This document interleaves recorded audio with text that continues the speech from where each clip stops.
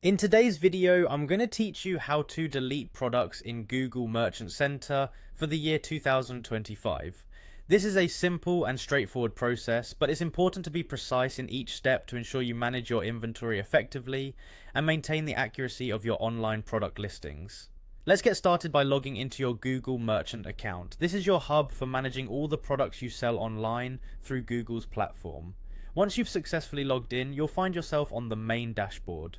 From here, navigate over to the menu on the left-hand side and click on Products. A drop-down menu will appear. Select all products to see an overview of all the products currently listed in your account.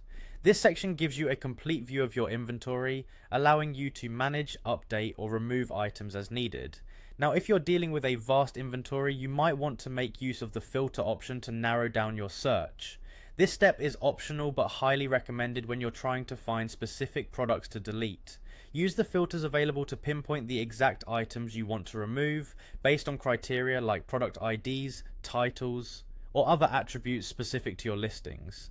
This will save you time and help prevent any accidental deletions.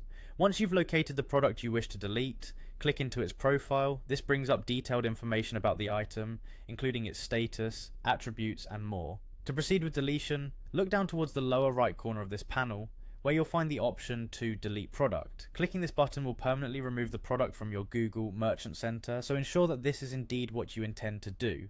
Now, if you've added your product listings to Google Merchant Center through an integration like Shopify, there's an additional step you need to take. Simply deleting the product from Google Merchant Center isn't enough because it will reappear if it's still active in your original integration platform. So you'll need to go to the source platform like Shopify and either remove or edit the product there as well.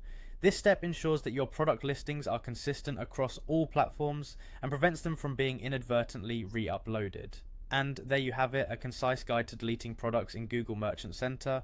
By following these steps carefully, you can effectively manage your product listings, ensuring that your inventory remains up to date and accurately reflects what you're offering to your customers. Thanks for watching, and I hope you found this tutorial helpful.